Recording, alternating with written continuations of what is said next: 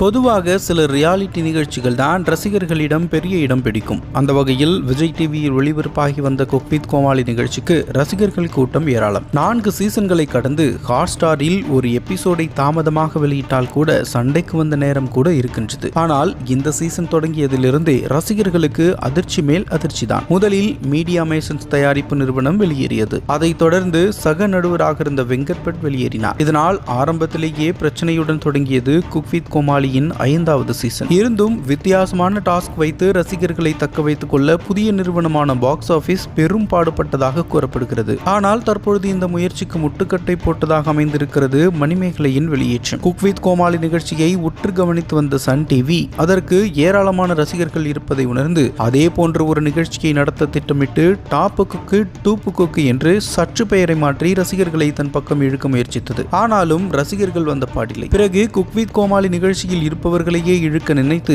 அதில் வெற்றியும் கண்டது. அதன் தொடர்ச்சிதான் இந்த சம்பவமும். அதாவது மணிமேகலை பணத்திற்கு ஆசைப்பட்டு வேண்டுமென்றே பிரியங்காவிடம் சண்டை போட்டுள்ளார் என்றும் சன் டிவியில் பணம் அதிகமாக தரேன்னு சொன்னாங்களா என்று மணிமேகலை வெளியிட்ட வீடியோவில் சிலர் கேள்வி எழுப்பி வருகின்றனர். எது எப்படி இருந்தாலும் சந்தேகம் என்று வந்துவிட்டால் அதை தீர்க்க வேண்டிய தேவை உள்ளது. இதற்கு மணிமேகலையே பதில் கூறினால் தான் தெரிய வரும். மேலும் எது எப்படி இருந்தாலும் எனக்கு சண்டை சரியானால் போதும் என்று செஃப் தாமு தெரிவித்துள்ளார்.